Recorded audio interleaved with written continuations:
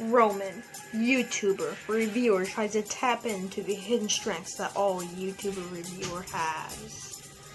Then an accidental overdose of bad movies alters his body chemistry. And now, when Roman becomes outraged or angry, a startling metamorphosis occurs. The creature is driven by rage and bad movies. The creature is pursued by an investigative person, Ziki Porterman. Ziki, don't make me outraged.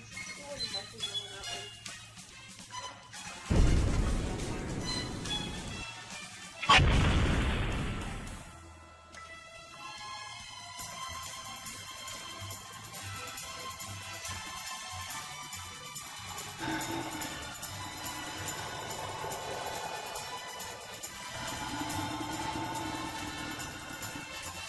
The creature is wanted for a crime he didn't commit.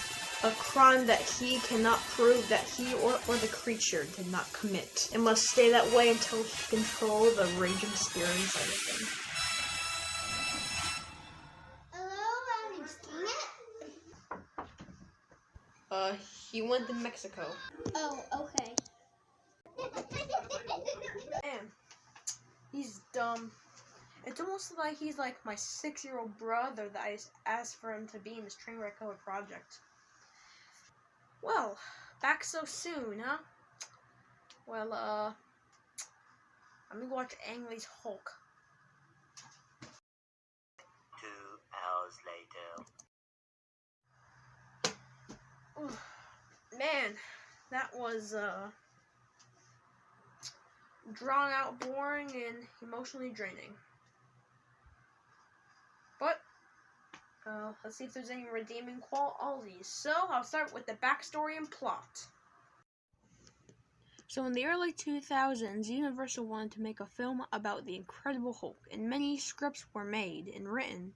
But later, they finally hired Ang Lee from Crouching Tiger, Hidden Dragon fame, and he directed it. So, it was released in 2003. What else do you want from me? Let's talk about the plot of the film. Start with some cool opening credits, and then we meet Bruce Banner, played by Eric Bana. Man, that was not original. Then Stan Lee and Lou Ferrigno have a cameo. That doesn't rhyme. Then we meet Betty Ross, played by Jennifer Connelly. And then they talk about science stuff, and then a lab accident happens. He turns into the Hulk for like 2 minutes. Then Bruce meets Nick, Nolte. His name's David Banner. Or Brian Banner, I really don't know. Oh, his dad is a bad guy. He fights the Hulk at the end. He dies because Hulk's power is too much. He turned into a giant bubble, I guess. Now, okay, as much as I think this movie is aggressively mediocre, there are some redeeming qualities. Well, one thing is this cast is actually pretty good. Eric Bana is pretty much bland, but Jennifer Connelly was a good choice for Betty. But she doesn't really do much. She just kind of sits around and talks a little bit. Nick Nolte brings a crazy old man and vibe, and I guess it fits the character. And Josh Lewis as Glenn Talbot.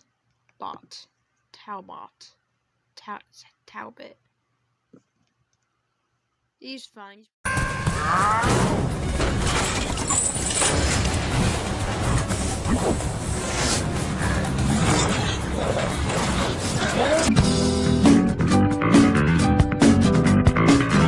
Okay, so overall, the special effects are really good. But unfortunately, I still don't like some things with this interpretation of the actual Incredible Hulk. And that is how you do a gosh darn segue. Hulk looks weird. He gets way too big. He's like 15 feet tall. Also, I know I'm like one of 2 people to notice this, but his face looks weird to me. He doesn't look like a monster. He's just kind of like a fake plastic model kind of guy, like a mannequin. Like it was as if she and the knife.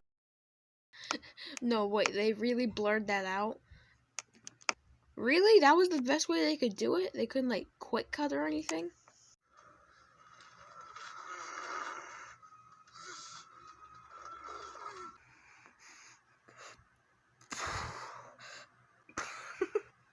So the pacing is pretty bad. Now, in the beginning, it starts out slow, but that's to be expected. Cool credits, all that.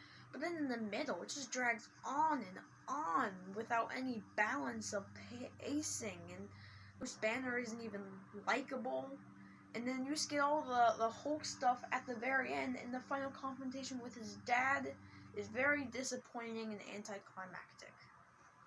Ugh, this makes me so angry. Where's my green shirt? I'm gonna go smash some stuff.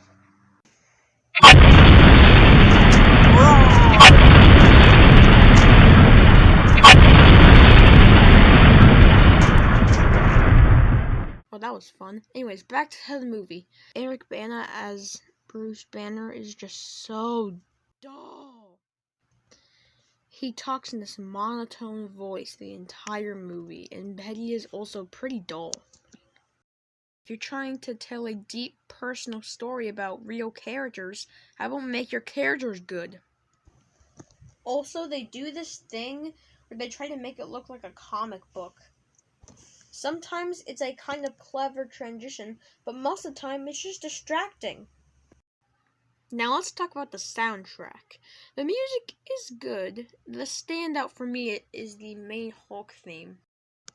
It's a pretty good theme for the Hulk, and when I was younger, I used this except as the main theme. Hey, I'm gonna do a little magic trick for you. When I snap my fingers, this video will look like a comic book.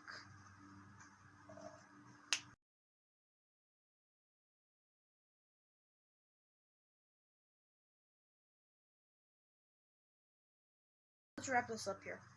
It's not the worst movie ever made. The cast is good, the special effects are great, the Hulk scenes are fun, and the father-son thing had lots of potential. But that's all offset by Bruce having no personality or anything interesting about him, the final confrontation fight being very underwhelming and boring pacing. So, in the rating system that I'm just now making up, I give this one a... Oh gosh, no, it's him. I do keep destroying bad movies. He's not in Moscow.